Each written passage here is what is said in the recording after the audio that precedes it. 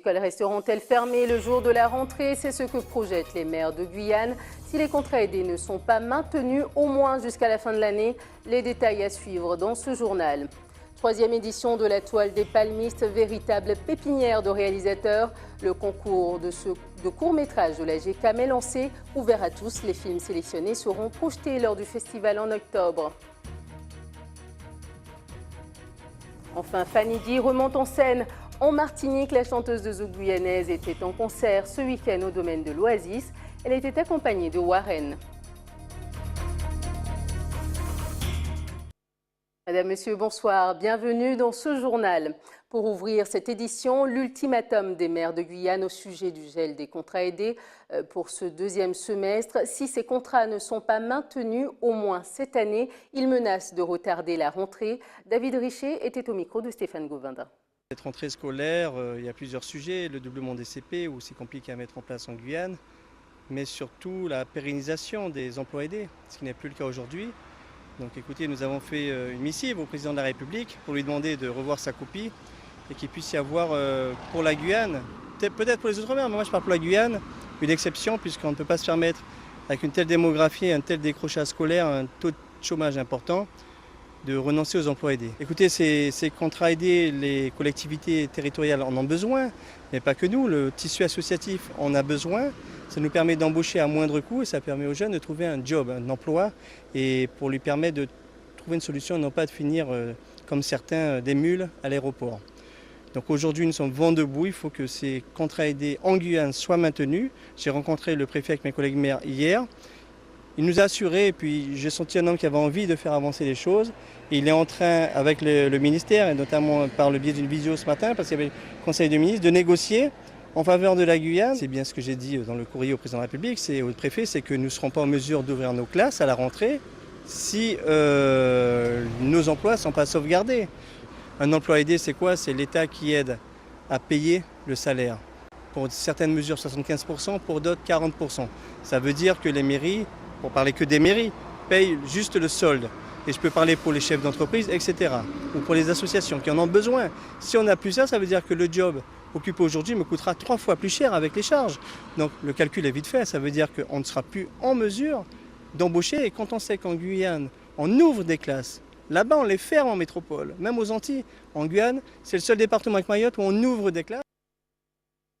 Et nous recevons ce soir Patrice Faure, le nouveau préfet de Guyane. Bonsoir. Bonsoir. Merci d'avoir accepté notre invitation. Vous étiez ce matin avec le gouvernement en visioconférence au sujet des contrats aidés. Est-ce que finalement les contrats aidés seront maintenus en Guyane? Bien écoutez, ce matin effectivement je participais comme tous les préfets de région métropolitaine et d'outre-mer à une visioconférence avec Madame la ministre du Travail. Nous avons évoqué longuement évidemment les situations de l'ensemble des régions. L'outre-mer a été probablement plus entendue que la situation métropolitaine parce qu'elle est différente et le gouvernement a accepté de réfléchir à une copie un peu nouvelle. Les annonces seront faites dans les heures ou dans les jours qui viennent. Dans tous les cas, une première mesure, dans le principe, est acceptée, comme je l'évoquais hier soir en recevant le président de l'Association des maires, qui est la fongibilité entre les CIE et les CAE, donc le secteur marchand et non marchand, ce qui déjà nous permet, grosso modo, de récupérer une marge de manœuvre de 150. Sur combien? Alors 150, c'est sur les un peu plus de 1000 que nous avons consommés sur le deuxième semestre 2016. Hein, donc en fait, on peut penser que les besoins soient quasi identiques pour le deuxième semestre 2017. Donc déjà, une marge de manœuvre de 150 que nous avons dégagée. Donc ça, c'est un accord de principe. Excusez-moi, sur combien prévu pour le deuxième semestre? Donc nous, on a fait une demande, on est d'accord avec monsieur Richer hier, d'environ 1200. D'accord. Et aujourd'hui, on attend d'avoir des... On va dire 10% sur le deuxième semestre de contrats aidés qui seront maintenus? Ah non, non, non, c'est pas ça que je veux dire. C'est qu'aujourd'hui... Parce que là, on parle vraiment du deuxième semestre des contrats aidés. Mais je veux dire, c'est que la marge de manœuvre qu'on n'avait pas hier, parce que c'était deux contrats de type différent qui ne pouvaient pas être fongibles, aujourd'hui, Madame la Ministre a accepté le principe d'une fongibilité et l'étude budgétaire est en train d'être faite. Et donc, avec le décalage horaire, je pense qu'on aura la réponse dès demain. En tout cas, cette petite manne, c'est 150 pour la Guyane, mais c'est déjà beaucoup. En tout cas, hier matin et hier soir, c'était rien. Aujourd'hui, c'est 150. S'agissant du volume global dont on a besoin, l'outre-mer devrait voir sa situation étudiée positivement par le gouvernement, parce que le gouvernement a pris conscience et a conscience des difficultés que nous rencontrons et qui ne sont pas tout à fait les mêmes que celles que nous rencontrons en métropole. Alors, vous venez d'arriver, vous avez pris vos fonctions lundi. Préfet pour la première fois. Donc, comment s'est fait cette installation déjà avant de passer au dossier en cours? Écoutez, l'installation pour quelqu'un qui est nommé préfet est toujours un grand moment d'émotion, mais aussi d'engagement. Donc, évidemment, après le tumulte des premières heures, des réunions successives, des présentations des différents services de l'État, mais aussi de l'ensemble des élus que j'ai plaisir à rencontrer, eh bien, je suis déjà plongé dans l'ensemble des dossiers. Et effectivement, je pense que les premières semaines ou les premiers mois seront denses puisqu'il faut à la fois associer les présentations des corps constitués, mais aussi la visite des équipes sur le terrain, parce que je me présente d'abord comme un homme de terrain plus que de bureau, même si le soir, effectivement, je me dois d'être à mon bureau pour animer les dossiers et faire les correspondances aux autorités parisiennes. Aujourd'hui, je suis pleinement investi dans l'ensemble des dossiers que je découvre au fil de l'eau, avec insistance auprès des élus comme des administrations qui ont grand plaisir à travailler ici. D'ailleurs, l'un des grands dossiers de terrain, c'est l'orpaillage illégal, avec 139 sites d'orpaillage clandestins constatés en fin 2016 dans le parc amazonien de Guyane, 24% de plus qu'en 2015. Quand on observe ces chiffres, on a l'impression que rien n'y fait et que l'orpaillage illégal continue à augmenter malgré tout. Alors, vous avez raison de présenter ces chiffres qui ont été présentés par le parc. En même temps, il faut juste se rappeler une chose, c'est que, effectivement, c'est un pourcentage qui paraît important, mais après une chute énorme les années précédentes. Maintenant, ce qu'on ne disait pas, et aujourd'hui vous avez vu probablement le communiqué de presse de la préfecture, le week-end dernier, l'ensemble des forces en présence, les militaires, les policiers sur le terrain, ainsi que la gendarmerie, ont détruit 27 puits. Et d'autres opérations, dans les semaines et les jours qui viennent, auront peut-être raison d'une autre partie de cette augmentation. Mais il faut le dire aussi, et je rends hommage au travail de fond sur le moyen et le long terme qui est produit par l'ensemble des forces en présence. On a éradiqué les gros sites où il y avait plusieurs milliers de personnes. Aujourd'hui, ce sont de petits sites. Alors vous me direz, ce n'est pas satisfaisant, probablement. En tout cas, avec l'ensemble des moyens que nous déployons, nous arrivons à porter des coups qui sont parfois fatals, mais aussi qui nous désorganisons la logistique des orpailleurs illégaux. Et ça, c'est important parce que ça leur coûte cher et nous rendons le kilo d'or beaucoup plus cher à la production. Et l'insécurité ici en Guyane, qui est vraiment problématique par rapport à toutes les régions de France, la plus meurtrière ici. Qu'est-ce que vous comptez faire en tant que préfet à ce sujet? Alors déjà, le préfet a bénéficié, le préfet que je suis a bénéficié d'un apport qui a été autorisé par le gouvernement, c'est l'envoi, et le ministre de l'Intérieur, d'un escadron de gendarmes mobiles de façon pérenne à Cayenne. Donc cet escadron est employé à la sécurisation de l'île de Cayenne et on s'en satisfait et déjà des résultats très tangibles se font sentir. D'autre part, les différents services, qu'ils soient de police et de renseignement aussi, ont été renforcés ou le seront par des hommes, mais aussi par d'autres moyens, qu'ils soient techniques ou des véhicules ou des vélos par exemple. Et aujourd'hui, j'ai assisté à l'occasion d'un déplacement en ville à quelques interpellations par une brigade cycliste de la police nationale dans Cayenne. Le projet aurifère de la Montagne d'Or, c'est un projet colossal qui a mobilisé beaucoup de fonds, qui va mobiliser beaucoup de fonds et qui a aussi mobilisé beaucoup de personnes qui sont contre ce projet, notamment le collectif Hors de Question qui a recueilli plus de 7500 avis sur Internet. 80% s'inquiètent des impacts environnementaux de ce projet. Est-ce que l'État va écouter l'avis de ces Français? D'abord, il faut écouter tous les Français. 7500 sur 250 000 de la population guyanaise, c'est beaucoup, c'est vrai, mais ce n'est pas toute la population guyanaise. Et je pense que d'abord, il faut qu'il y ait un débat local qui s'instaure de façon à ce que nous recueillions l'avis des Guyanais et des Guyanaises pour savoir si effectivement le projet, parce que pour le moment c'est qu'un projet, doit être mené à son terme parce qu'il sera pourvoyeur effectivement d'emplois durables, assez conséquents, mais aussi quelques gènes, des gènes sur le terrain avec effectivement une fosse de plusieurs kilomètres carrés qui perturbera l'homogénéité du paysage. Maintenant, le débat public, de mon point de vue, est indispensable pour éviter les débats ultérieurs et mettre tout le monde d'accord. Il y a ceux qui sont pour, ceux qui sont contre, mais d'abord écoutons les Guyanaises et les Guyanais, Et puis écoutons aussi ceux qui se manifestent ailleurs, mais dans des proportions qui sont tout à fait normales.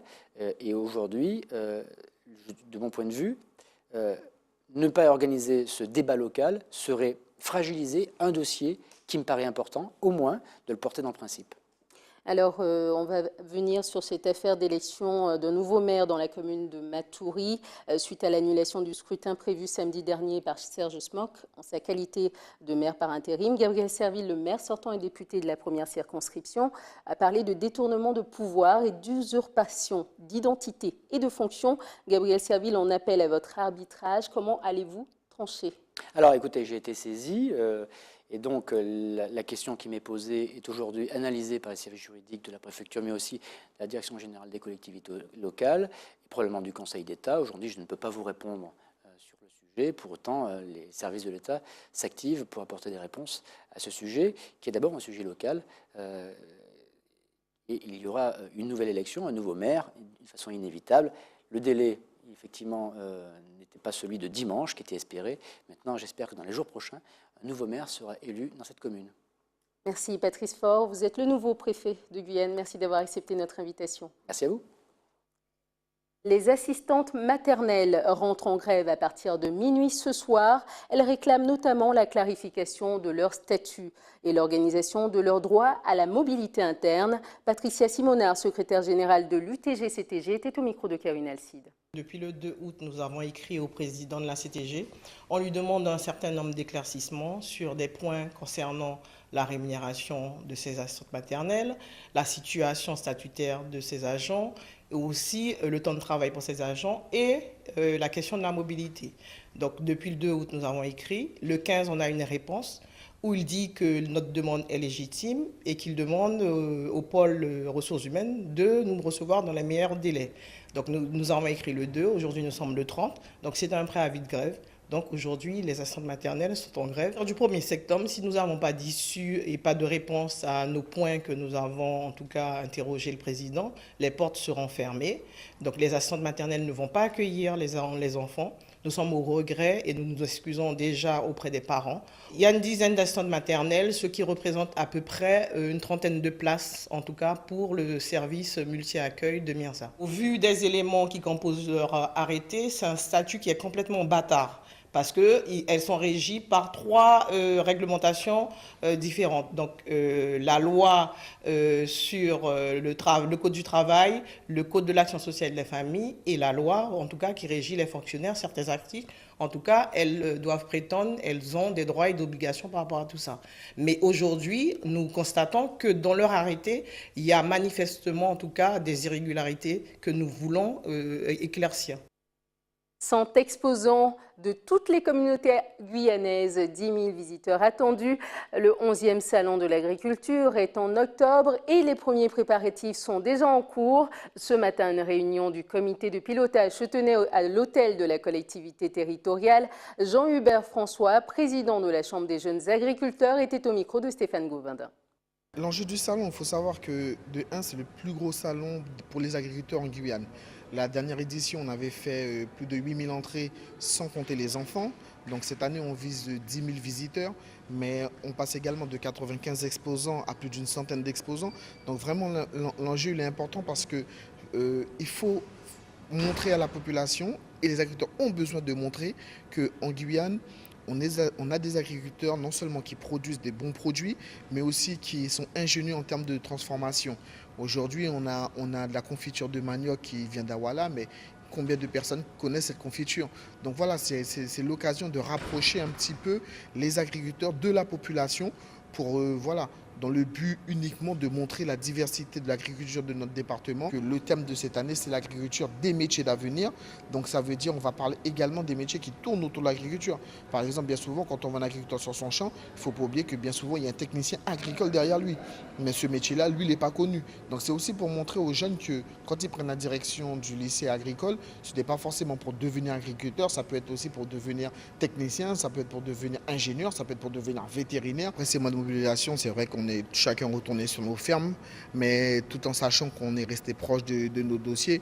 On a quelques combats qu'on a quand même gagnés, hein. J'ai envie de dire, en tout cas nous, je parle pour mon syndicat, on avait quand même 10 points qui nous tenaient à cœur. Sur les 10 points, on a quand même eu 8 points qui ont été réalisés. Il nous reste 2 points à finaliser. Le point principal qui nous reste à réaliser, c'est la SAFER. Donc en fait, si vous voulez, ça ressemble un petit peu à la chambre d'agriculture, sauf que ça ne s'occupe uniquement que des terres agricoles. Et le deuxième point, c'est sur les cessions de créances. Il doit nous manquer, donc c'est reparti les cessions de créances, mais il doit nous manquer 1 ou 2 signatures de Bercy pour bien vraiment finaliser ça. Donc à notre niveau, j'ai envie de dire que ça avance dans le bon sens, mais on est quand même vigilant à ce que les choses aillent dans le bon sens. L'association GECAM Guyane Médias Audiovisuels et Multimédia est à la recherche du court-métrage original Made in Guyane. La 3e édition de la Toile des Palmistes est lancée. Fans ou professionnels, vous pouvez proposer vos réalisations cinématographiques au festival qui se tiendra en octobre. Dans le reportage qui suit, vous verrez les derniers préparatifs du concours. Jonathan Lariot. Sur la table de réunion, il est temps de boucler les derniers détails. Les membres de la GECAM préparent la nouvelle édition de la Toile des Palmistes, un concours de court-métrage ouvert à tout public. Le défi est de taille pour les participants, réaliser un court-métrage d'une durée de 180 secondes, soit 3 minutes sur un thème imposé. Celui de cette année est celui du grain de sable. Certains sur table ont déjà participé à cette manifestation. Aujourd'hui, ils sont réalisateurs de leur propre long-métrage. C'est déjà une belle mise en bouche pour un univers cinématographique. J'ai vu ce que j'ai fait, j'ai vu ce qui a été fait autour et je me suis dit, bon bah ok, peut-être qu'il aurait fallu que je fasse comme ci ou comme ça. Non, c'est vraiment bien. De pouvoir voir ce qui s'était fait et d'avoir justement les avis de gens qui le font déjà depuis un certain moment, ça m'a aiguillé sur le chemin à suivre. Et ça m'a donné le courage et l'envie d'aller beaucoup plus loin. Moi, j'étais dans un domaine complètement différent, qui était la psychologie. Et d'un coup, pour moi, c'était un peu un tremplin pour commencer à travailler dans l'audiovisuel. Et ensuite, apprendre un peu sur le tas, puis aller me former. C'est un super exercice. En tout cas, si on est passionné et si on a envie de faire des films, 3 minutes, c'est super. C'est un très bel exercice. Si le concours est ouvert au grand public, il n'en est pas moins strict. Les membres de la GECAM jurés du concours sont tous des professionnels du monde du cinéma.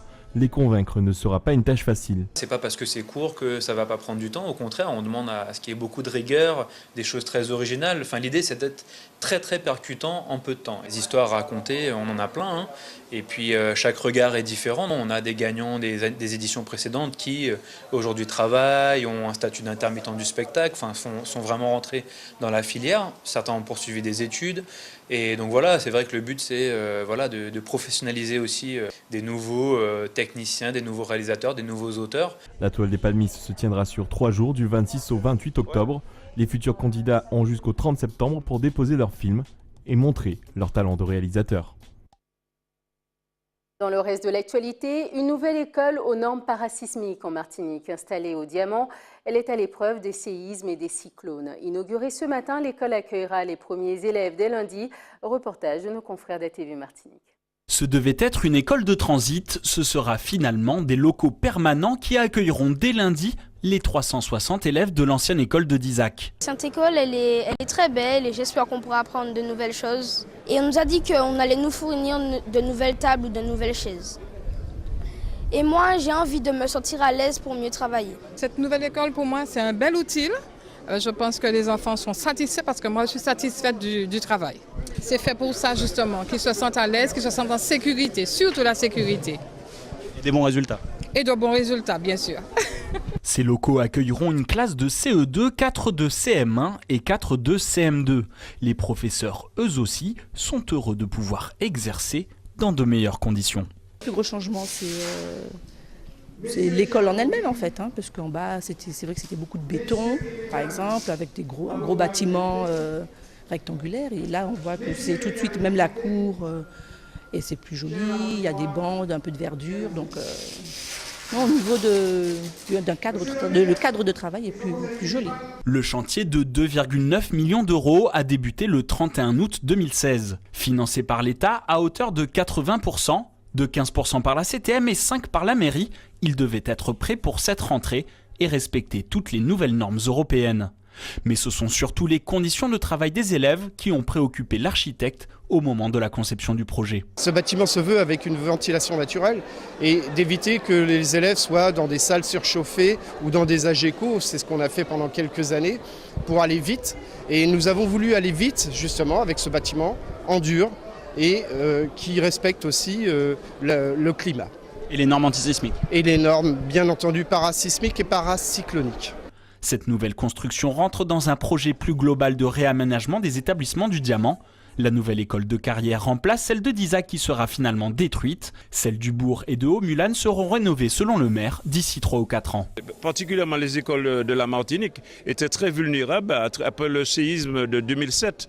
Et à partir de là, l'État, avec les fonds Barnier, a décidé de reprendre un petit peu les constructions des écoles et mettre nos enfants à l'abri. Donc c'est dans ce cadre-là que cette opération a eu lieu de reconstruction des écoles en normes parasismiques et antisismiques.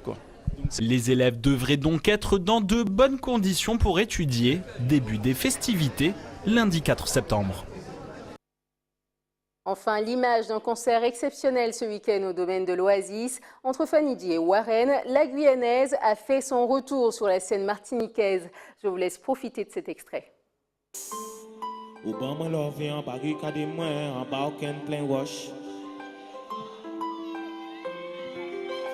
Mais l'on va pas t'aimer, peut-être encore YouTube.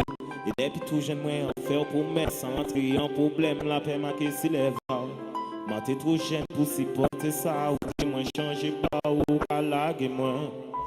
Et si ça vraiment fait, hier matin, nous t'es complices. Nous t'es trop jeunes, ça anéantit nous briser nous tout l'été. Nous t'es tout jeune, ça anéantit nous pas te savent ça nous veut.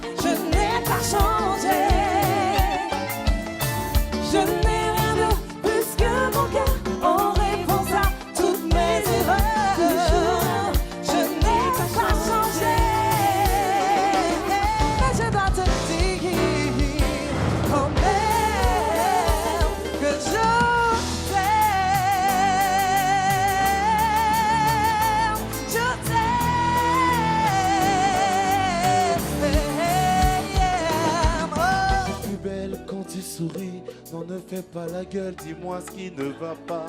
Ton regard t'élève, ton air coquin te vend si bien. Mais moi, je t'aime, je t'aime, je t'aime, je t'aime, je t'aime.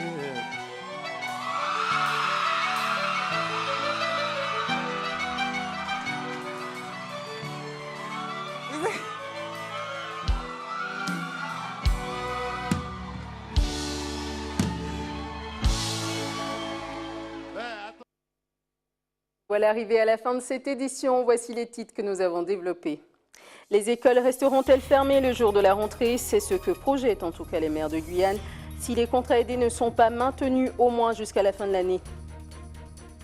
Troisième édition de la Toile des Palmistes, véritable pépinière des réalisateurs. Le concours de court-métrage de la GECAM est lancé. Ouvert à tous, les films sélectionnés seront projetés lors du festival en octobre. Enfin, Fanny Di remonte en scène en Martinique. La chanteuse de zoo guyanaise était en concert ce week-end au domaine de l'Oasis. Elle était accompagnée de Warren.